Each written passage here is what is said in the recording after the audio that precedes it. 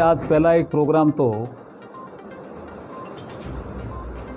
दामोदर जी अग्रवाल साहब ने लिया था और आप सब लोग वहीं थे।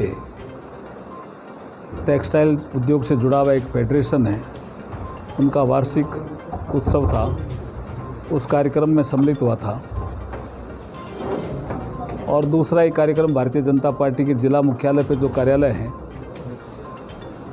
और आप भी यहाँ रहे होंगे, तो आप सबके साथ यहाँ भी बात करने का अवसर मिला। हमारे जिलाध्यक्ष जी लादूलाल जी तेली और दोनों हमारे एमएलए साहब।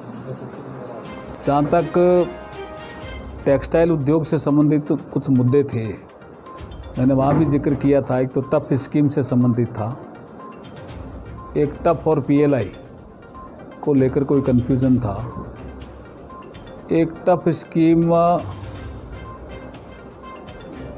बंद होने के बाद जो जॉइंट इंस्पेक्शन टीम बनी थी जेआईटी, उसमें इंस्पेक्शन, उसके बाद राशि रिलीज़ के विषय थे। ये तो विषय वहाँ आए थे, मैंने जिक्र भी किया। आपको भी बता देते हैं कि ऐसे जो भी मुद्दे जो भारत सरकार के स्तर पर कोई पेंडिंग रहा है किसी कारण से, तो उसका निस्तारण हम जितना जल्दी हो सकेगा उतना करेंगे। क्योंकि मेरी संबंधित मंत्री जी से भी बात हो गई है और संबंधित टेक्सटाइल के सेक्रेटरी से भी बात हो गई है। यहाँ ज्ञापन मैंने ले लिया है, क्योंकि भीलवाड़ा टेक्सटाइल के क्षेत्र में बहुत अग्रणी स्थान रखता है। इसलिए भीलवाड़ा के उद्योगों को कोई प्रॉब्लम आए, ऐसा हम बिल्कुल नहीं चाहेंगे। और कोई प्रक्रिया की दृष्टि से कोई प्रॉब्लम है तो उसको जल्दी दूर करेंगे। यहाँ जो आज पार्टी कार्यालय में जो विषय था, सीनियर सिटीजन डे होने के कारण जो हमारी पार्टी के कुछ वरिष्ठ कार्यकर्ता थे, उनका सम्मान किया गया। और सीनियर सिटीजन भी बहुत उपयोगी रहते हैं समाज में, उनका जो अनुभव है वो बहुत काम आता है समाज के भावी पीढ़ी को भी। तो ऐसा सकारात्मक प्रयास भारतीय जनता पार्टी करती रहती है। आज़ादी का अमृतकाल को याद किया, किस तरह ऐसे लोग जो अनसंग हीरो थे, लेकिन अब समझ में आया कि उन्होंने आज़ादी के लिए बहुत भयंकर लड़ाई लड़ी, अंग्रेज़ों से लोहा लिया, उनके लिए भी देश ने उनको श्रद्धांजलि दी।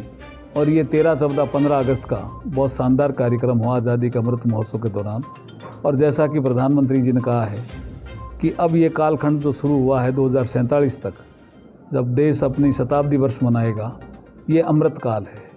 इस अमृत काल में हमें कुछ लक्ष्य निर्धारित करने हैं, हमें कुछ संकल्प लेने हैं और उसको सिद्धि तक ले जाना है। इसी कालखंड में हम जी रहे हैं। इसी कालखंड के पहले पड़ाव में ही मैं आज भीलवाड़ा आपके समक्ष हूँ।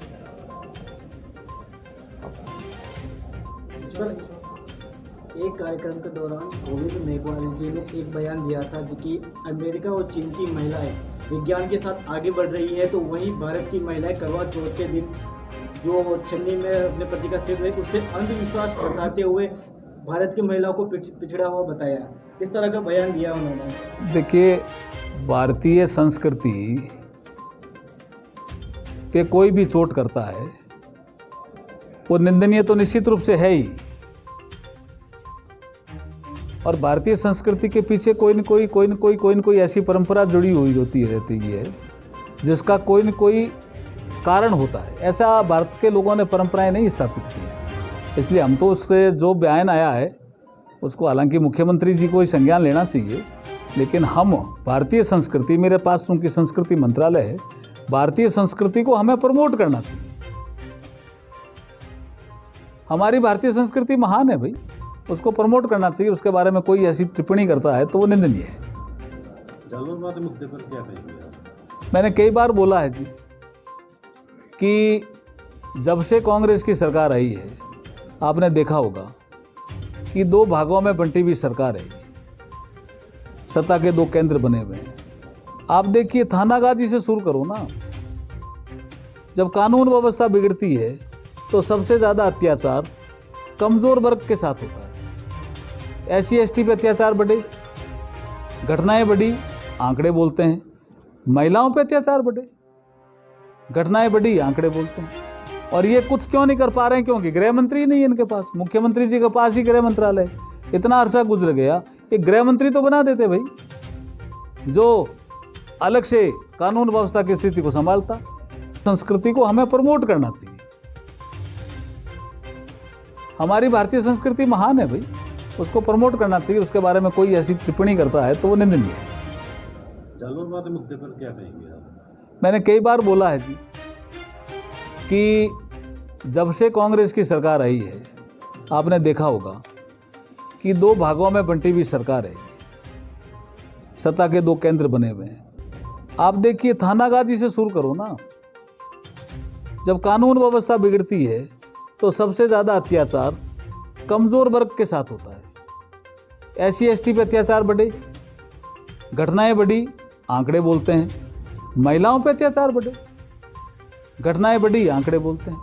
और ये कुछ क्यों नहीं कर पा रहे हैं? क्योंकि गृह मंत्री ही नहीं है इनके पास। मुख्यमंत्री जी के पास ही गृह मंत्रालय। इतना अरसा गुजर गया कि गृह मंत्री तो बना देते भाई, जो अलग से कानून व्यवस्था की स्थिति को संभालता। घटना बहुत निंदनीय है, जालोर की घटना।